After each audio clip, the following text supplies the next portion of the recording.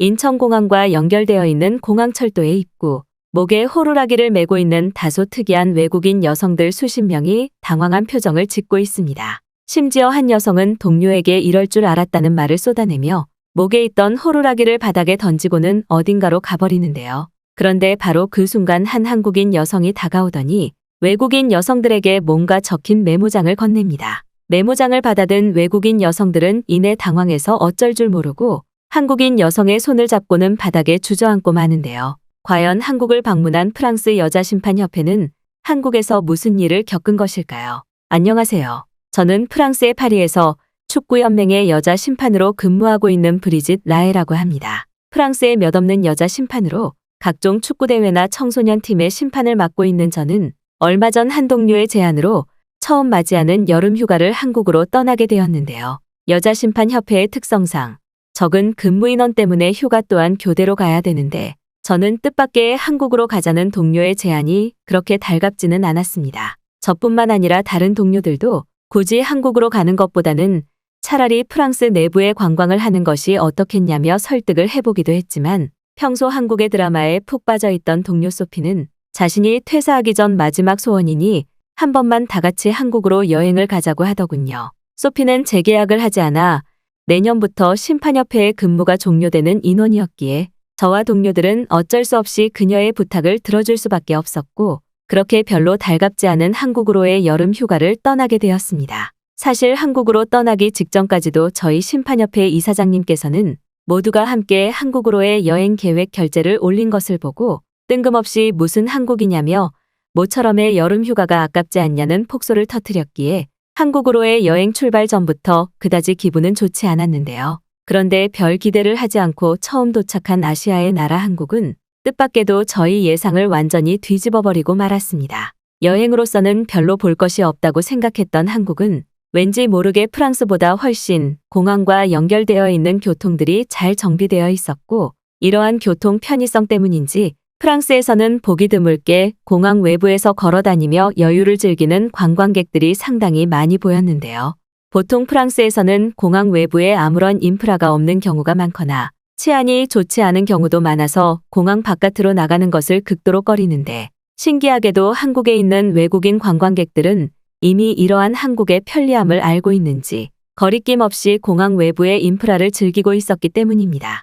다소 삭막하고 정리되어 있지 않은 분위기의 프랑스와 달리 한국의 인천공항은 마치 하나의 거대한 도시처럼 느껴질 정도로 쾌적하면서도 걸어다니기 편리했고 공항 내부에서도 각종 무빙워크와 에스컬레이터 이동시설을 가동해 통행의 편리함을 증가시키고 있었죠. 아직도 프랑스의 대표 공항인 파리 공항에서는 예산 부족의 문제로 무빙워크가 수리 중인 것은 물론 급격하게 무너져 내린 경제 문제로 공항에 있는 대부분의 전등을 꺼서 전기를 절약하고 있는데 한국은 그보다는 훨씬 부유한 나라인지 공항 내부에서도 밝은 불빛이 계속 유지되는 것은 물론 다양한 식당과 카페까지 자유롭게 운영되고 있어서 말 그대로 프랑스보다 훨씬 부유해 보였습니다. 평소 한국 드라마에 푹 빠져있던 소피는 자신이 드라마와 영화에서 보던 한국의 선진국 모습이 바로 이런 것이었다며 공항에서 계속 사진을 찍기 바빴고 저와 다른 동료들 또한 눈앞에 펼쳐진 선진국 한국의 모습에 크게 당황할 수밖에 없었습니다. 소피는 자신이 예약해둔 숙소로 가기 위해서는 공항과 연결되어 있는 직통 열차를 타야 된다며 저희를 이끌고는 어딘가로 가기 시작했고 저는 공항과 열차가 연결되어 있다는 말에 큰 충격을 받고 말았는데요. 평소 프랑스도 꽤 부유하고 아름다운 나라라고 생각해왔지만 공항과 연결되어 있는 직통 기차나 열차는 들어보지도 못했는데 신기하게도 한국은 다른 도시로 이동할 수 있는 편리한 교통수단이 공항과 바로 직접 연결되어 있는 놀라운 교통 인프라가 운영되고 있었습니다. 심지어 인천공항은 지하철과 기차, 심지어는 버스터미널까지 함께 운영되고 있어서 다른 도시로 이동하기 너무나 편리했고 이러한 한국의 편리한 교통 인프라는 공항에 한 번 도착하면 무려 3시간 이상의 시간을 사용해 택시를 타고 이동해야만 하는 프랑스의 불편한 공항 인프라와는 차원이 달랐는데요. 한국에 오기 전까지만 해도 왜 굳이 한국에 가야 되냐며 불만을 드러냈던 동료들도 어느 순간부터 한국에서는 장거리 여행객도 다니기 너무 편한 것 같다며 교통이 잘 되어 있어서 몸에 피로감이 전혀 없다고 했고 그건 프랑스에서의 육체 피로감이 심했던 저 또한 마찬가지였습니다. 그런데 한국에서의 진짜 놀라움은 바로 공항 열차에 탑승했을 때였는데요. 한국 문화와 한국어에 익숙했던 소피는 저희의 목까지 자리를 전부 예매했다며 열차에 탑승하자마자 뜬금없이 지정된 자리로 저희를 안내했고, 저는 그러한 소피의 모습이 이해가 되지 않았습니다. 보통 프랑스에서의 경우 열차에 먼저 앉는 사람이 좋은 자리를 차지하는 것은 당연한 문화인데, 신기하게도 한국은 이미 열차표를 예매할 때부터 자리가 지정되어 있었고, 이러한 한국의 편리한 예매 문화는 쓸데없는 자리 싸움을 할 필요가 없었기 때문인데요. 실제로 프랑스에서 항상 심판으로 근무하고 난 뒤에는 경기장이 파리와 다소 떨어진 외곽에 있어서 항상 열차를 타야만 했는데, 그럴 때마다 제가 앉았던 자리에서 잠시 자리를 비우면 누군가가 앉아있는 황당한 경우가 많아 힘든 경우가 많았는데, 한국에서는 이러한 불편한 상황이 발생하지 않아서 너무나 편리했습니다. 심지어 소피는 한국에서의 경우 직접 열차 승무원을 찾아가서 기차표를 보여주지 않아도 된다며, 이미 모든 좌석은 디지털 시스템으로 불법 탑승자가 없는지 확인되고 있다고 했고, 저와 동료들은 그 말을 듣자마자 믿을 수가 없었는데요. 아직도 프랑스에서는 파리의 내부 열차나 기차에서 돈을 내지 않고 무단으로 승차하는 사람이 셀 수 없이 많아서 오히려 정당한 돈을 내고 표를 사는 사람이 바보라는 소리를 듣는 사회적인 현상이 발생하고 있는데, 한국인들은 대부분 수준 높은 시민의식을 가지고 있는 것인지 그 누구도 무임승차를 하지 않는 듯 보였습니다. 소피는 당황하고 있는 저와 동료들의 모습을 보더니 자신이 한국으로 꼭 와보고 싶었던 이유가 이러한 수준 높은 사회적인 시민의식이라며, 현재의 프랑스에서는 양심적으로 사는 사람이 바보가 되는 문화가 굉장히 싫다고 했고, 저와 동료들 또한 그 의견에 동의할 수밖에 없었는데요. 실제로 현재 프랑스에서는 극심한 경제 문제로 인해 편의점이나 마트, 심지어는 길거리의 옷가게들까지 그냥 마음대로 물건을 훔쳐가는 그룹까지 생기고 있을 정도로 도난과 불법이 판을 치고 있는데, 한국은 이러한 사람들을 단 한 명도 볼 수 없었기 때문이죠. 또한 열차 내부의 한국인들은 대부분이 모두 조용히 노트북이나 휴대폰을 하며 자신의 업무를 하고 있었고, 저는 이렇게나 마음 편하게 살아갈 수 있는 나라가 바로 한국이었다는 생각에 큰 좌절감을 느끼고 말았습니다. 소피의 설명대로 한국에서는 휴대폰 하나로 열차의 예매와 좌석 조회까지 전부 가능했고, 심지어 열차 내부에서 전기 콘센트까지 사용할 수 있는 인프라는 한국이 이렇게 돈이 많은 나라였나라는 생각마저 들더군요. 약 1시간 정도의 열차 이용은 프랑스와는 비교도 되지 않을 정도로 편리했고, 심지어 열차 내부에서 무료로 와이파이가 제공되고 있는 것은 왜 한국이 디지털 선진국이라는 말을 듣고 있는 나라인지 피부로 느낄 수 있었습니다. 소피는 저희에게 서울의 중심에서 내리자고 하며 조금 있다가 내릴 준비를 하자고 했고, 저와 동료들은 이렇게 편안하고 쾌적한 열차를 당장 프랑스에 도입해야 된다며 아쉬운 마음으로 하차를 준비했어요. 열차에서 내린 뒤 지하도 통로를 약 5분 정도 걸어가니 곧바로 서울의 도심으로 나가는 출구가 있었고, 저와 동료들은 소피의 뒤를 따라 지하도 밖으로 나온 순간 눈앞의 광경을 믿을 수가 없었습니다. 프랑스에서는 중심 수도 파리라도 대부분의 도시가 노숙자와 범죄 집단 때문에 슬럼화가 되어 있어서 밤의 시간일 경우 너무나 위험한데, 신기하게도 한국은 늦은 밤이었지만 길거리에는 걸어다니는 사람들이 상당히 많았고, 그들 모두는 행복한 표정을 지으며 마음 편하게 길거리를 걷고 있었기 때문인데요. 항상 프랑스에서의 오후 경기가 있는 날이면 근무가 늦은 저녁에 끝나서 그때에는 어쩔 수 없이 너무 위험한 도시로 가지 못해 경기장 좌석에서 잠을 청할 때도 많았는데, 한국에서는 새벽과 저녁 시간이 낮과 똑같이 안전했고, 그래서 그런지 너무나 안전한 도시처럼 느껴졌습니다. 또한 더욱 신기했던 것은 바로 길거리에 있던 생활편의 시설이었습니다. 현재 프랑스에서는 이러한 생활편의 시설들이 오후 4시 정도의 시간만 지나도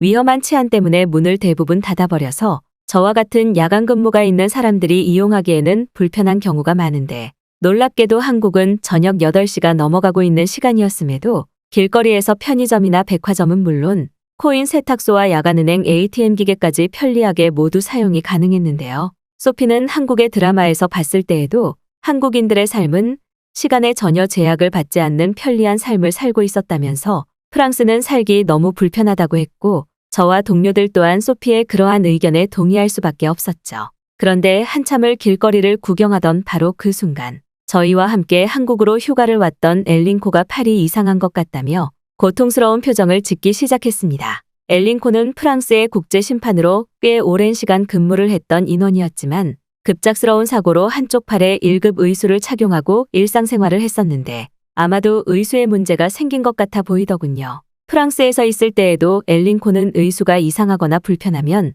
항상 여분의 의수로 교체해서 안정을 되찾고는 했는데 이번 한국 여행에서는 그러한 의수의 여분을 전혀 가지고 오지 않았고 엘링코는 의수와 접촉되어 있는 팔이 불편하다면서 병원을 가야 될 것 같다고 했습니다.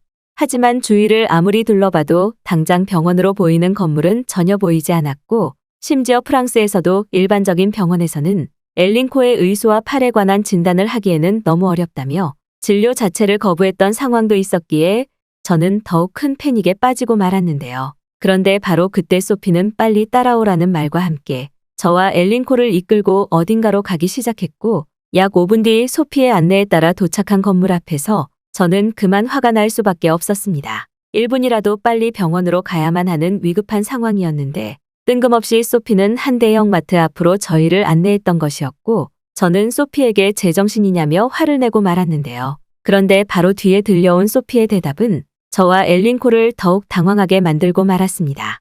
소피는 휴대폰으로 정보를 찾아보니 의수와 관련된 진단을 받아주는 재활 전문 병원은 현재 시각으로는 이곳 마트 안의 병원뿐이라며 도저히 이해할 수 없는 말을 쏟아냈고 저는 무슨 마트 안에 병원이 있냐며 도저히 믿을 수가 없었습니다. 프랑스에서도 의수와 관련된 진단이나 수리는 보통 3개월 정도의 예약 기간을 거쳐 대학 병원급이 아니면 잘 받아주지 않았는데 충격적이게도 한국은 대형마트 안에서 의수와 관련된 전문 응급실이 운영되고 있었는데요. 한국어와 한국 문화에 어느 정도 능통했던 소피를 믿을 수밖에 없었던 저는 결국 소피를 믿고 마트 내부로 들어갔고 소피의 안내를 따라 엘리베이터를 타고 지하에 도착한 순간 눈을 의심하고 말았습니다. 마트 지하에는 정말로 긴급 재활병원 응급실이 운영되고 있었고 심지어 그곳에서는 의수와 의족과 같이 특수한 치료를 전문적으로 맡아준다는 안내 문구가 적혀 있었기 때문인데요. 또한 더욱 놀라웠던 것은 그러한 병원 바로 옆에 24시간으로 운영되고 있는 약국까지 있었다는 사실입니다. 대부분의 프랑스 병원에서는 병원과 약국이 무려 차를 타고 1시간 이상의 거리 차이가 나는 경우도 많아 시간이 부족한 경우 의사의 진단만 받고 약을 아예 받지 않는 경우도 많은데 한국의 마트 응급실은 이러한 비효율적인 시간이 전혀 발생할 이유가 없어 보였죠. 마트 병원으로 들어가자마자 데스크의 간호사분께서는 엘링코의 상태를 보더니 곧바로 내부 의사분을 만날 수 있게 해주셨고 프랑스에서처럼 많이 기다릴 필요 없이 곧바로 진단을 받을 수 있어서 더욱 마음이 놓였습니다. 엘링코의 상태를 확인하신 한국인 의사분께서는 재활과 관련된 전문을 담당하고 계신 분이셨고 엘링코의 의수가 다소 신체 사이즈의 유격이 있게 제작되어 있는 것 같다며 이대로 계속 사용한다면 다른 관절의 통증을 유발할 수 있다는 말과 함께 현재의 고통도 아마 그러한 이유일 것이라는 상당히 충격적인 진단을 내려주시더군요. 실제로 정밀 촬영을 통해 확인해 보니 이미 프랑스에서의 잘못 제작된 사이즈의 의수로 인해 엘링코의 팔과 연결되어 있는 관절 부위는 조금씩 마모되고 있었고 한국인 의사분께서는 지금이라도 발견한 것이 다행이라며 곧바로 의수를 전문기관에 보내 수리해주겠다는 말을 하셨습니다. 그런데 놀랍게도 의사분께서는 전문기관으로 보내는 경우 보통 하루 정도의 시간이 걸릴 수 있다며 너무나 미안하다는 말투로 말을 하셨고 저와 엘링코는 그 말을 듣는 순간 귀를 의심하고 말았는데요. 프랑스에서 엘링코의 의수 수리를 했을 때에는 무려 6개월 이상의 대기 시간이 필요했는데 한국에서는 전문기관으로 보내는데도 하루밖에 걸리지 않는다니 저는 처음에 잘못 들었나라는 생각에 깜짝 놀라고 말았습니다. 하지만 한국인 의사분께서는 보통 병원 내부에서 수리를 하는 경우 4시간 정도로도 충분한데 이번에는 프랑스에서의 제작품이라 전문기관으로 보내야 한다고 하셨고 오히려 하루라는 시간이 걸리는 것에 미안한 마음을 보이시더군요. 저와 엘링코는 너무 놀라서 정말 하루 만에 수리가 가능하냐고 재차 물어봤고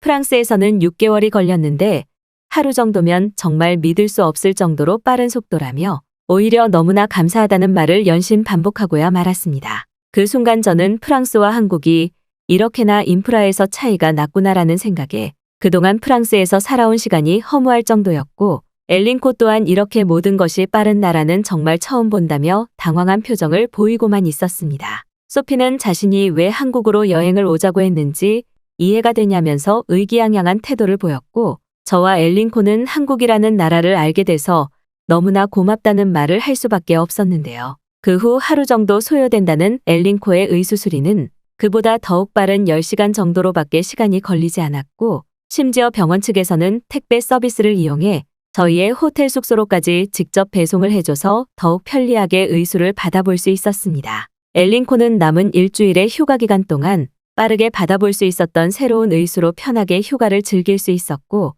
저와 동료들 또한 엘링코와 휴가를 즐길 수 있다는 사실에 한국으로 오기를 잘했다는 생각이 들더군요. 오늘이 한국에서의 마지막 휴가 날인 지금, 저는 이미 겨울 휴가에서도 한국으로 오기 위해 동료들과 함께 한국행 휴가 결제를 올려놓은 상태입니다. 경험했던 나라들 중 한국처럼 살고 싶은 나라는 없었기에 저는 오늘도 한국에서 사는 한국인들을 부러워하며 마지막 휴가를 즐기고 있네요.